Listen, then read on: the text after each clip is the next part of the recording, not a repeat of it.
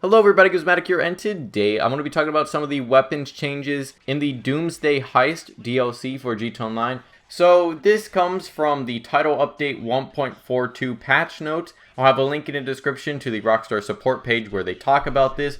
But under the new features and updates section on this page, it talks about a number of changes that were made to not only on-foot weapons, but also vehicle weapons in GTA Online. And I want to make a video on here. So first off, let's talk about the Heavy Sniper Mark II, which was nerfed and buffed in a number of different ways. So first off, the explosive rounds on it now deal half the damage against NPCs and players when using explosive rounds. So they will do the same amount of damage that they were against vehicles. And shout out to Capo on Xbox Live. He helped me out with a bit of the testing on here. He's over level 100. He has all the health and all that, all the health upgrades and all that.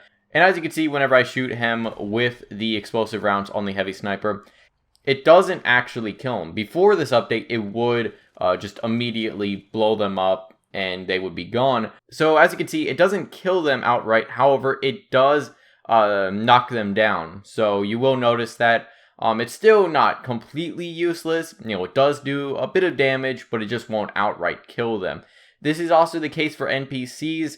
However, you know, most NPCs don't have that much health, so we'll probably insta-kill most NPCs, unless you're talking about like higher end, like SWAT members or some of the enemies in like Headhunter and all them. However, some of the other ammo types for the Heavy Sniper were actually buffed in this update. So first off, is the Heavy Sniper Mark II now has a guaranteed chance to set targets on fire when using Incendiary Round. Before, it was just a percentage chance, much like most of the other incendiary weapons. However, now it'll always set them alight, which is pretty good and may actually make the Incendiary Rounds a bit more of a viable choice. Another thing that helps out the Heavy Sniper is that the ammo capacity for the Heavy Sniper Mark II has been doubled to 80 rounds for all non-explosive ammo types. So it will stay the same for, I think it's 40 explosive rounds you can have max with the Heavy Sniper. But now for all the other types of ammo that it has, then it will have 80 rounds. This means you won't have to head back to your MOC as often with these ammo types,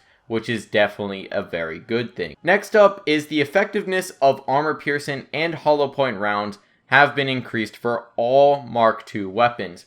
So I did a bit of testing here, and as you can see with the hollow point rounds, and this is with the pistol Mark II, before this update it took 7 shots to kill, and now it'll only take 5 shots. Not the biggest increase, but still something that is noticeable. And then the armor piercing rounds actually got a very big buff, and so beforehand it would take 9 shots from the assault rifle Mark II to kill.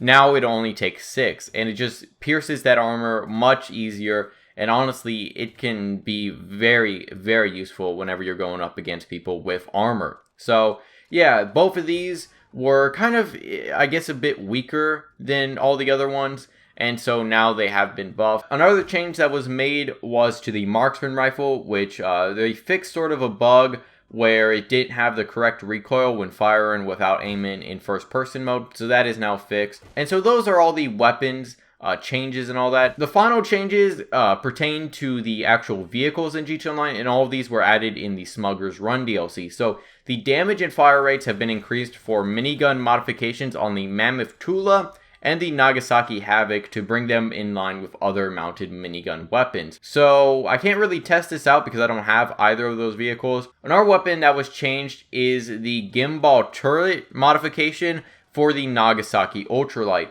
So the damage and fire rate has been increased on this weapon, and as you can see in the gameplay right here, this is after the buff, and it's actually pretty good now. It's still a bit hard to use, so forgive for my lack of aim and ability on here.